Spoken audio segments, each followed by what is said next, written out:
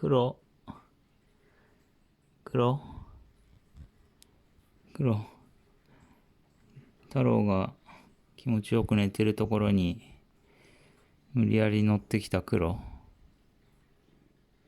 どうしたの？黒ほどの猫が。黒ほどの黒い猫がどうしたの？こんな時間から甘えたくなったの？寒いの？黒。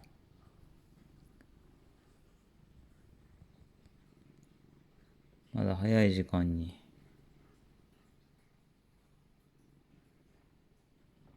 いつも一匹寝てる時間でしょ。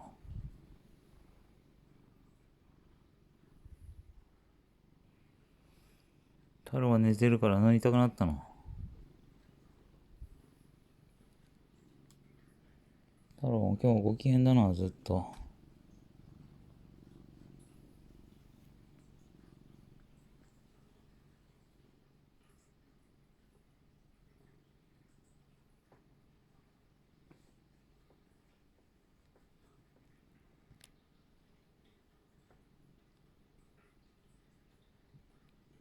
重い。重いよ、お前たち。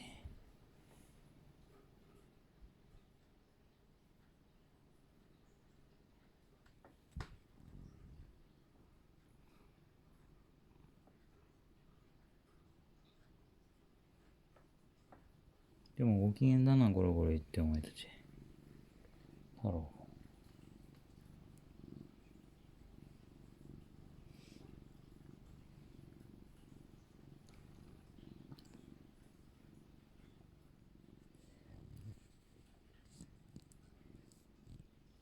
太郎はやっぱりブラッシングたっぷりしたおかげで、触っただけで毛だらけになる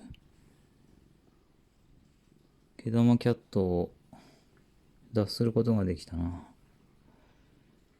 俺も夏過ぎまでお前たちのモフモフ、魅惑のモフモフを掃除し続けなきゃいけないかと思って、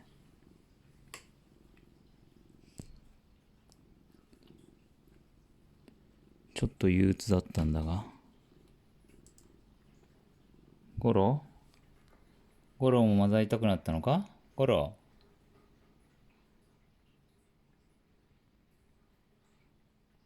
さすがに乗れないぞ、ゴロ。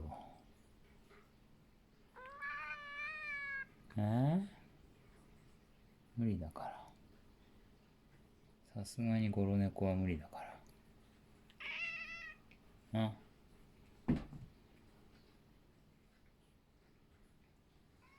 こうだから。